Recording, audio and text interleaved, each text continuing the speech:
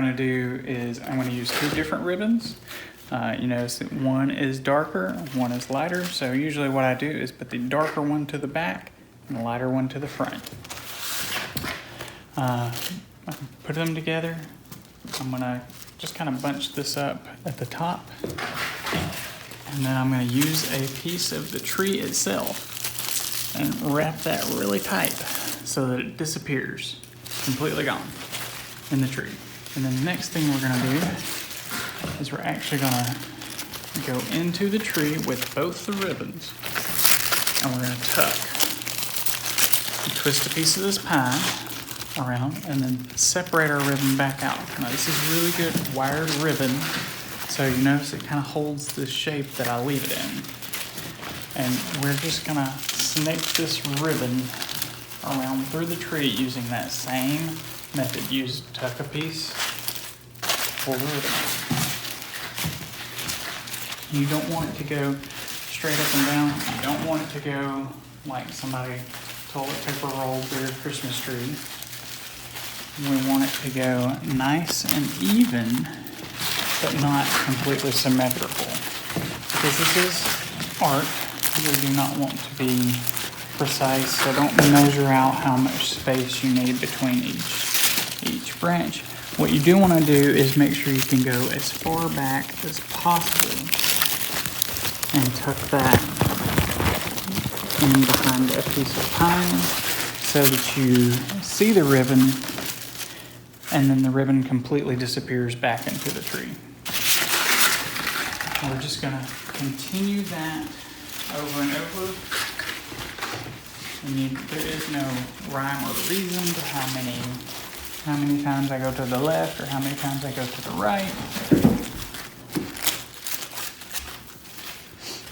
I just keep going around until I feel like I need to go back to the other side.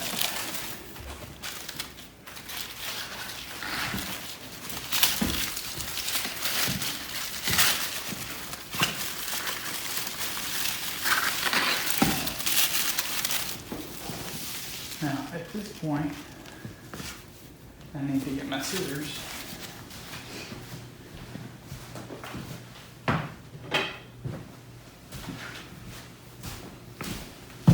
and cut my ribbon because we're at the bottom.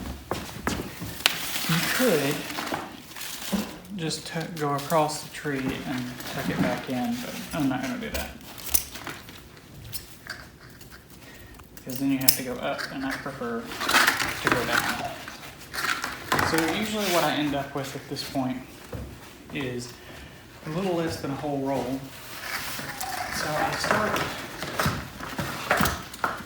somewhere like right here where I got a really deep split into the tree, and I'm going to take this ribbon and start again. I'm going to tuck it right here. So I'm almost going to make this kind of V off and start again. And we're just going to tuck, twist the pine around yet again, and go a little bit this way.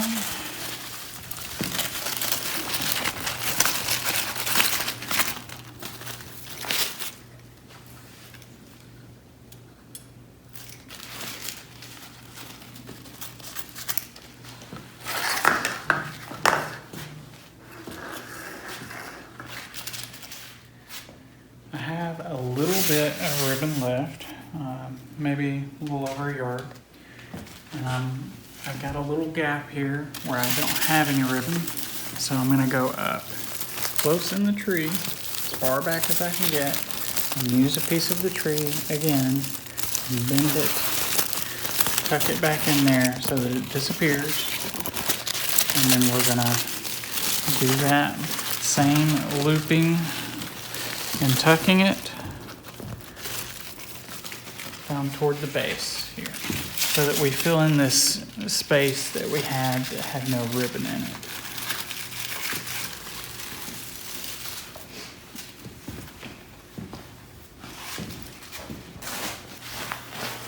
So one more time in more detail, a little bit slower.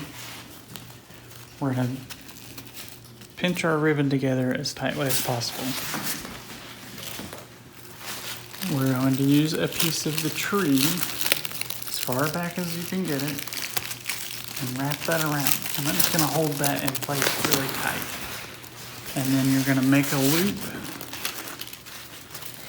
and then you're gonna go back in the tree, grab another piece of pine, as tight as far back as you can get, and you're gonna use that piece of pine, bend it in there so that it hangs on to the ribbon.